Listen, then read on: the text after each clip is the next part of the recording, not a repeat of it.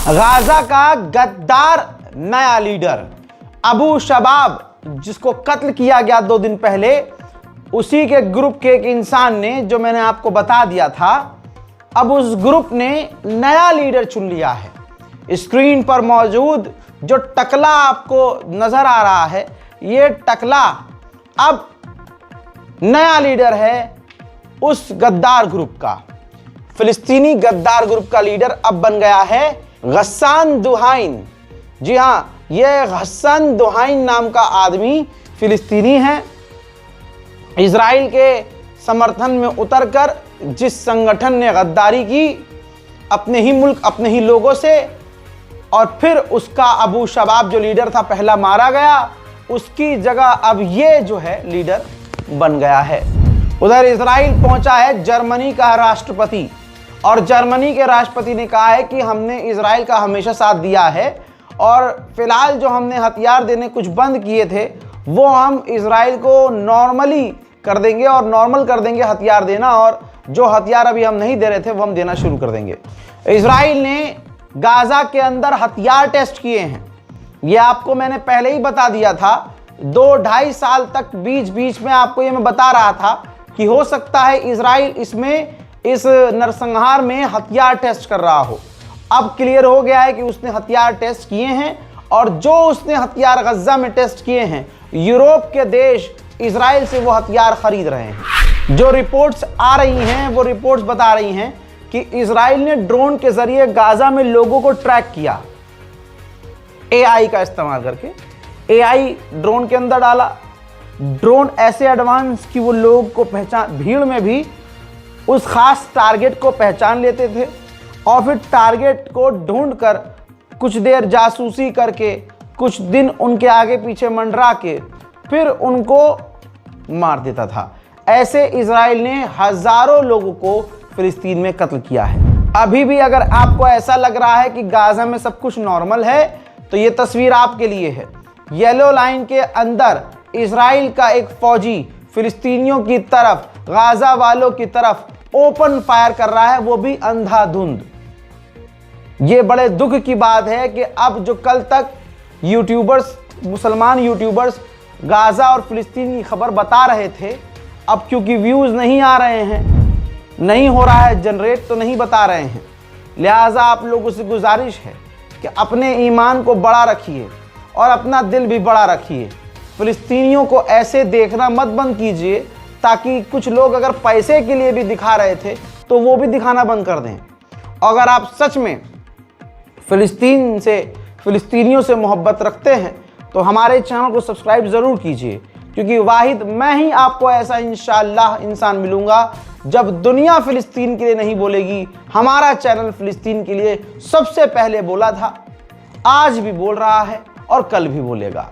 चाहे आप एक लोग भी हमारा वीडियो नहीं देखें, एक व्यू आएगा ना, एक हमारे खुद के, हमारे ऑफिस के 4-5 लोगों का व्यूज आएगा ना, तब भी हम अपडेट आपको देते रहेंगे। साउथ अफ्रीका ने फिलिस्तीनियों के लिए वीज़ा फ्री किया हुआ था, क्या कोई भी फिलिस्तीनी आए डायरेक्ट हमारे यहाँ रहना शुरू कर दे, लेकिन साउथ अफ्रीका ने अब वो फ्री वीज़ा फिलिस्तीनियों के लिए बंद कर दिया है। क्यों? इसके पीछे इजराइल है। इजराइल क्या कर रहा था? फिलिस्तीनियों को मार रहा था, पीट रहा था, और उनको इतना परेशान करता था कि वो बेचारे कहाँ जाएंगे, वीज़ा फ्री वाले देश में चले जाते थे, साउथ अफ्रीका। तो इजराइल स्मगल कर रहा था। ये साउथ अफ्रीका ने अपने बयान में कहा है कि वीज़ा फ्री हम इसलिए बंद कर रहे हैं कि इजराइल ज़बरदस्ती फिलिस्तीनियों को स्मगल हमारे मुल्क में कर रहा था। आप सोच नहीं सकते इजराइल की हैवानियत, मतलब हैवानियत इतनी कि हैवान भी इजराइल की हैवानियत के आगे शर्मा जाए। जिन फिलिस्तीनियों की लाशों को इजराइल ने फिलिस्तीन को सौंपा है, भाई उन लोगों की, उन लाशों के हाथ, उंगली, पैर कटे हुए हैं, किसी के कान कटे हैं, किसी की आंख गायब है, बॉडी के ऑर्गन्स गायब हैं। इतना हाल बुरा है उन फिलिस्तीनी लाशों का जिसे इजराइल ने लौटाया है कि परिवार वाले भी नहीं पहचान रहे हैं, खुदा की कसम अपने घर के लोग भी नहीं पहचान रहे हैं। और शौक में है फिलिस्तीन के लोग कि एक तो हमारे अपनों को कत्ल भी किया और लाश का ऐसा हाल किया कि हम पहचान भी नहीं पा रहे हैं। इजराइल की बमबारी लगातार फिलिस्तीन में जारी है। कुछ ही समय पहले, थोड़ी ही देर पहले, इजराइल की बमबारी में 3 और फिलिस्तीनियों की शहादत हो गई है। सोचिए, तानाशाही अलग लेवल और किसी को खुश करने का जो भड़वापन होता है वो अलग लेवल। अब डोनाल्ड ट्रंप को नोबेल पीस प्राइज तो नहीं मिला, लेकिन फीफा, फुटबॉल वाला फीफा वर्ल्ड कप ने क्या किया, फीफा ने एक अपना ही पीस अवार्ड बनाया, ऐलान कर दिया, पहला पीस अवार्ड ट्रंप के लिए। और आपके सामने वीडियो है, मेडल दिया पीस अवार्ड फीफा ने। FIFA peace prize, Nobel peace prize की जगह फीफा ने, जाहिर सी बात है ये ट्रंप की सरकार के नेताओं के कहने पर ही फीफा ने किया होगा कि बड़ी बेइज्जती हो रही है, नोबेल पीस प्राइज नहीं मिला, एक फीफा पीस प्राइज के नाम से तुम लोग ये प्रोग्राम शुरू करो, पहला जो इनाम है वो आप ट्रंप को दो। इसमें ट्रंप को खुद देखा गया कि भाई वो मेडल अपने हाथों से अपने गले में डाल रहा है, अपनी तारीफ अपने मुंह पर ही करवा रहा है। खैर, इस मामले पर पूरी दुनिया में ट्रंप का मजाक ही बन रहा है। गाजा के अंदर इजराइल जो कर रहा था वो आज भी कर रहा है।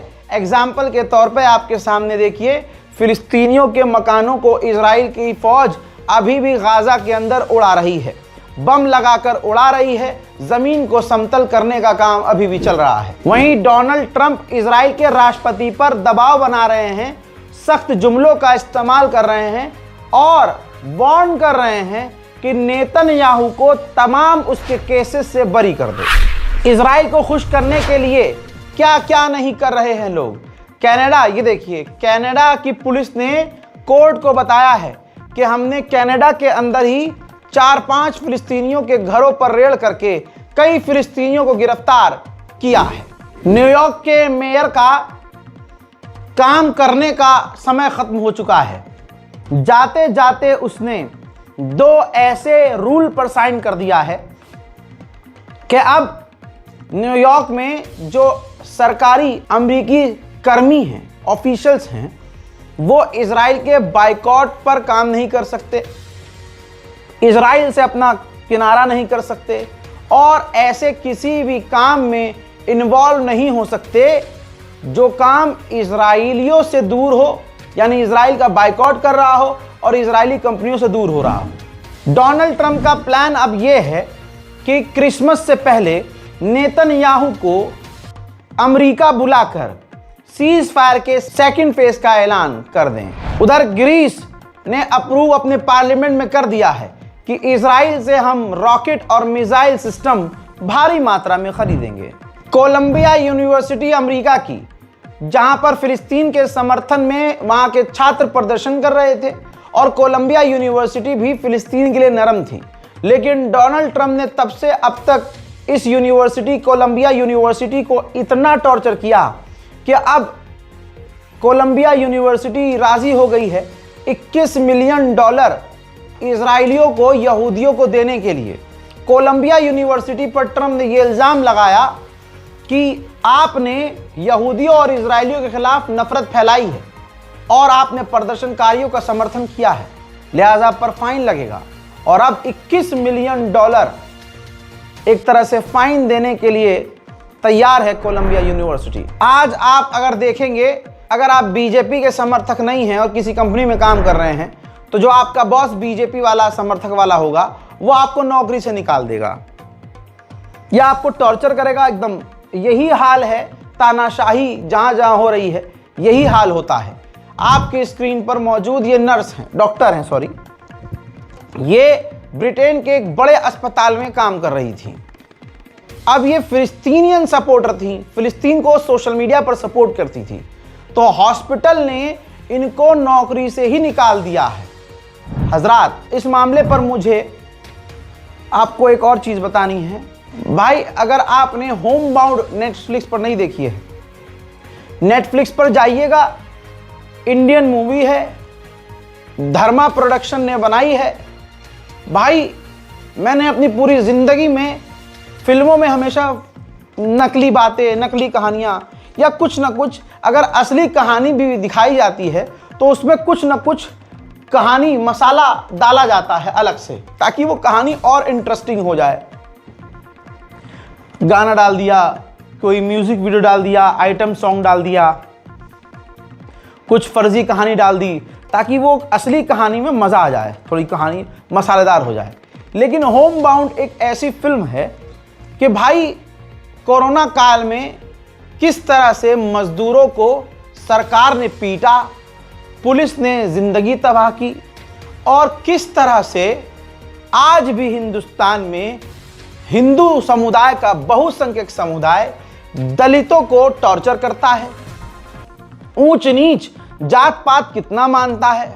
और ख़ास करके जब दफ्तर में एक मुसलमान काम कर रहा हो तो उस मुसलमान के आजू बाजू वाले, और अगर मुसलमान के ऊपर का कोई ऑफिसर होता है तो कितनी चालाकी, कितनी सफाई से मुसलमान को हर एक छोटी चीज़ के लिए दफ्तरों के अंदर परेशान किया जाता है। जाइए, ज़रूर देखिए।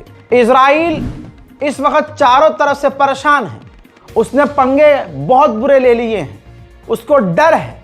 डर की वजह से सन 2026 में ही, शुरुआत में ही, वो अपना रक्षा बजट बढ़ाकर $34.6 बिलियन कर लेगा।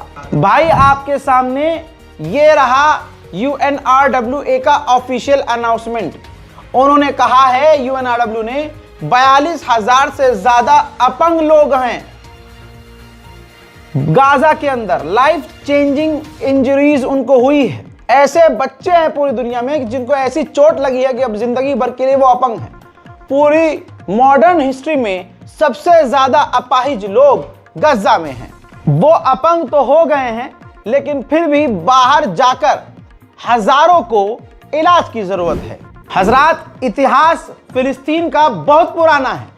वेस्ट बैंक में इजराइल की सेना घुसी हुई है, इजराइल के जो सेटलर हैं घुसे हुए हैं, फिलिस्तीनियों के मकानों को तोड़ रहे हैं, फिलिस्तीनियों को गिरफ्तार कर रहे हैं, फिलिस्तीनियों को गोली मार रहे हैं, फिलिस्तीनियों के खेतों में आग लगा रहे हैं, फिलिस्तीनियों के घरों को लूट रहे हैं, फिलिस्तीनियों के पेड़ पर भी आग लगा रहे हैं, खेत में भी आग लगा रहे हैं, गाड़ियों में भी आग लगा रहे हैं। लेकिन नई चीज आपके सामने, जो इजराइल की फौज है, वहां जो इजराइल की जो फौज घुसी हुई है वेस्ट बैंक में, वो फिलिस्तीनी कल्चर और जो ऐतिहासिक इमारत है उसको तोड़ के, उस पूरी इमारत को टुकड़े टुकड़े करके पार्ट्स में, जैसे कि पत्थर अलग, पिलर अलग, उसकी छत अलग, और ऐसे पत्थर जिस पर पुरानी भाषा में कुछ चीजें लिखी गई हैं।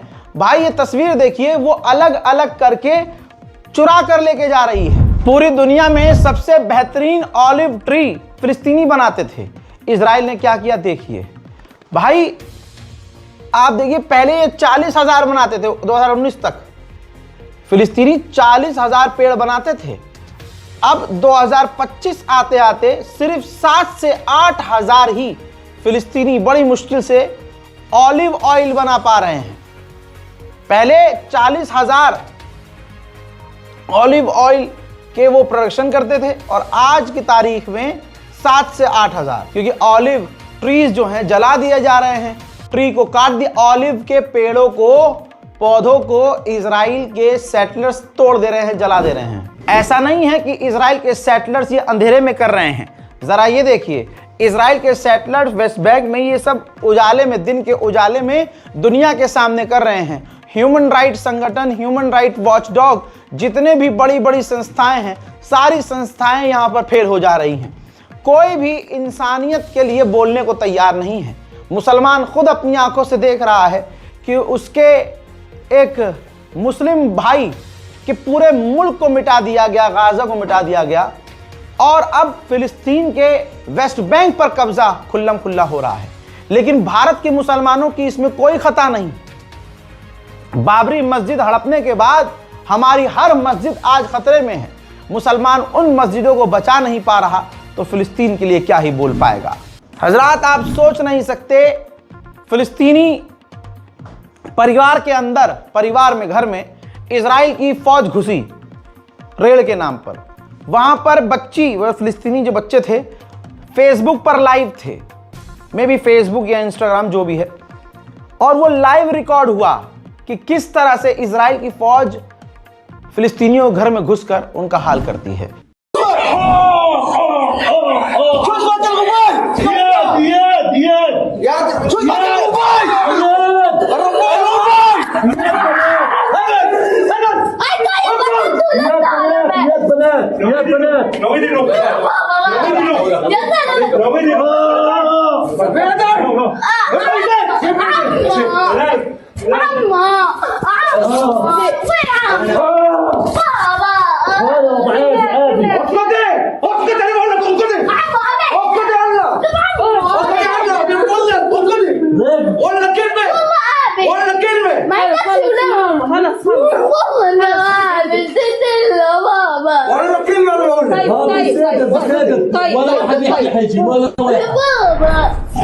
सिर्फ यही नहीं, वेस्ट बैंक में फुटबॉल का एक मैदान है।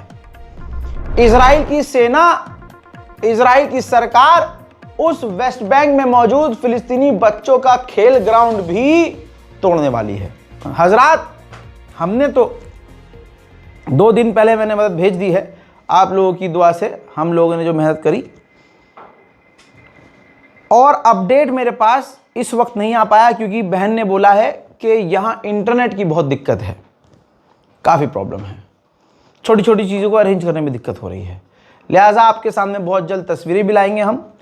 हालांकि मुझे फिर बोल रहा हूँ, मुझे नहीं अच्छा लगता गाज़ा में मौजूद किसी भूखे परेशान हाल इंसान से कहूँ कि मैं मदद भेज रहा हूँ, मदद बांटते हुए वीडियो बनाओ, फ़ोटो खींचो, ये करो। लेकिन ठीक है, उनकी संस्था वहाँ काम कर रही है, तो फॉर्मली मैंने कह दिया है। अगर आप फिर भी हमारी तरह और हम सभी की तरह गाज़ा की मदद के लिए कुछ करना चाहते हैं तो इस बारकोड का इस्तेमाल कीजिएगा। लगातार स्टेबल तरीके से, बहुत समझदारी से हमारी टीम गाज़ा में थोड़ा थोड़ा करके मदद भेज रही है, और वो तमाम चीज़ें हम दिखा भी रहे हैं। फिर बोल रहा हूँ, दिखाना अच्छा नहीं होता है, लेकिन फिर भी आपकी तसल्ली के लिए। लिहाजा आगे बढ़िए, मदद को आगे आइए, दुआओं में याद रखिए। कुछ नहीं कर सकते, अगर आप पैसे से कुछ नहीं कर सकते तो कम अज़ कम जो सबसे ज़रूरी है, जब आप नमाज़ पढ़ें, माफ़ कीजिएगा, नमाज भी कहाँ पढ़ते होंगे आप, है ना, तो नमाज़ पढ़ें। सारे नौजवानों से मेरी गुजारिश है भाई, जो अपनी ज़िंदगी में आप कर रहे हैं वो करो, लेकिन कोशिश ये करो कि नमाज भी पढ़ो। अगर आपसे गुनाह हो रहे हैं तो भाई नमाज भी पढ़ो, क्योंकि गुनाह से रोकती है नमाज। मैं नमाज पर क्या ही मजलिस पढ़ूँ हैं, तो नमाज़ पढ़िए, शुरुआत कीजिए नमाज की, और अल्लाह आपको तौफीक दे। और जब आप नमाज़ पढ़ें, इबादत करें, तो ख़ुद भी दुआ कीजिए और अपने साथियों से भी कहिए कि गाज़ा, फ़िलिस्तीन और पूरी दुनिया के मुसलमानों के लिए दुआ करें। मैं हूँ रज़ा और आप देख रहे थे रज़ा ग्राफी अनस्क्रिप्टेड। जय हिंद।